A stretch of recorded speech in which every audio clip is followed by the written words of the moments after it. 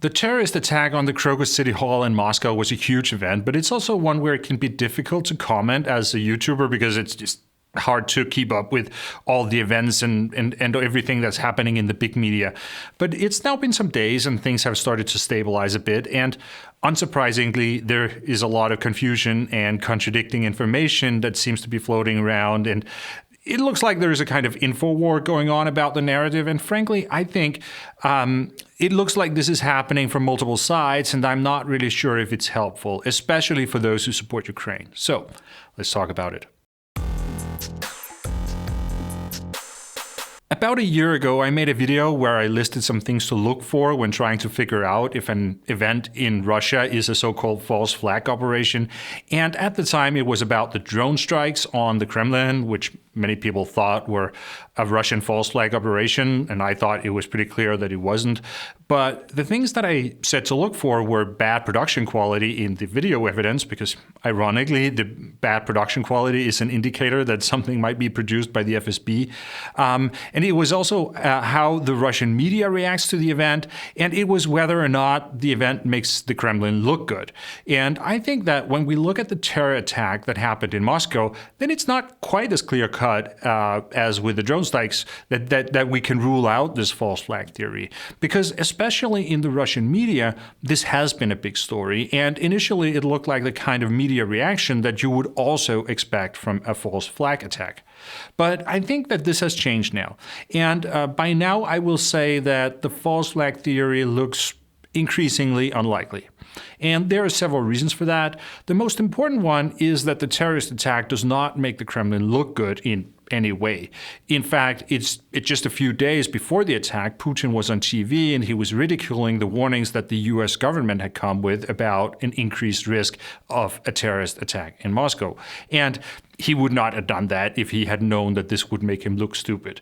And the other reason is that the Kremlin is clearly struggling to come up with some kind of explanation that can involve Ukraine. Like, they really want Ukraine to get the blame for this attack so that they can use it in their propaganda about the war, but they have not really been able to make a plausible connection very well. Like, If this had been a false flag operation, then they would have made sure that there would be a very clear connection to Ukraine, so they wouldn't have to build their story on sort of vague insinuations. They would have made sure that the attack was conducted in such a way that it pointed to Ukraine and not to Central Asia, and not in a way that where ISIS could come in and take the credit. And the last thing I want to point out is that the nature of the media coverage in Russia, what parts of the story they are trying to emphasize. And the things that they're talking about in the Russian media are really mostly about practical things, about like what they're doing to try to stabilize the building or how they're helping the victims. And then it's about sorrow and how people lay flowers in the place of the incident and things like that. They have made some arrests. They have some suspects that they have shown on TV, and they've now been jailed for 2 months. But the story of these suspects is really not a big issue in the media. They just say that these were people that did it for money, and they did not have any ideological reasons for doing what they did, and now they're in prison. So basically, the law enforcement agencies have done their job, and really the case is closed. So I think we're actually seeing the Russian media, there is a tendency that they're trying to sort of put a lid on the story. The story is too big right now. They have to talk about it, but I would not be surprised to see it gradually disappear from the media picture over the coming weeks. So long story short, I don't think this was a false flag operation. It was a real terrorist attack, and it caught the Russian government by surprise. And it's inconvenient for them because the last thing they want to do now is to have to focus their attention on Central Asia or the Middle East. They want to focus on Ukraine. And of course, they're trying to spin the situation in a way where it fits their narrative better. And that's why we see all these attempts to find a Ukrainian connection. And that's also why, while I do think this is probably a real terrorist attack, I am open to the idea that these are faked arrests, because in my eyes, the suspects absolutely don't look like hardcore ISIS warriors that are sort of driven by a radical ideology. And it does not make sense for me that the perpetrators would drive toward the Ukrainian border after getting away from the crime scene, because the Ukrainian border really is the area in all of Russia where there is the most military and there is the strongest border protection. So I do think they're trying to spin the story to fit the narrative and to find a Ukrainian angle, but it's not really working. And that's why I think it's likely that we're going to see them try to make the situation go away so that in a couple of weeks, nobody's talking about it anymore. Because it is embarrassing. It does not show Putin in a positive light when the system is unable to prevent these kinds of things. One thing I quickly want to address is the thing that some people say that it's impossible that such a thing could happen in Russia because it's basically a police state where the authorities, they know absolutely everything. I think that's a wrong way to understand the Russian system. It's not nearly as strong as many people think. There are many weaknesses in the Russian system. They have a big manpower shortage, for example, in the police, and the system is totally capable of showing high degrees of incompetence. The system is mostly designed as a tool. It's a tool for the state to protect itself against protests from people. It's not really designed to protect the people against attacks from terrorist organizations.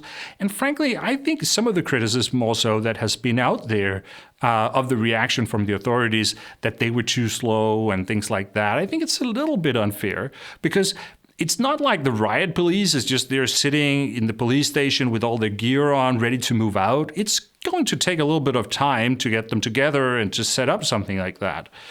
But if my interpretation is right, that this is inconvenient and it's an embarrassing story that they would rather be without, then I think we should probably from now on mostly see it as an information operation. I think we're going to see the Kremlin utilizing all different kinds of misinformation tactics to make it go away. And the most common method to achieve such a thing is to create a lot of confusion by flooding the information space with contradicting narratives, because then people will get into all kinds of arguments about which version is the right one.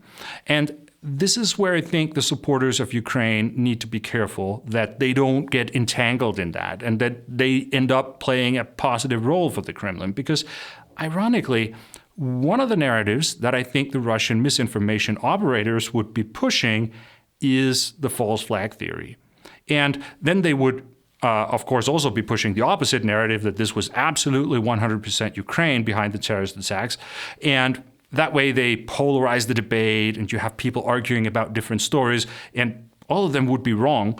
And here's the thing, both of these narratives, both on both sides of that spectrum, they're actually pretty good for Putin. On the one side, you will have people believing that Ukraine committed this terrorist attack in Moscow, and it's an absolutely stupid thing to believe, but some people will believe it.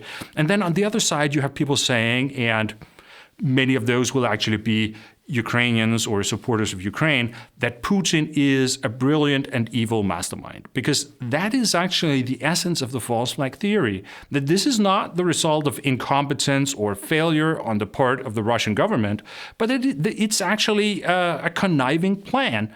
And in that sense, the false flag theory actually helps Putin because it's not dangerous.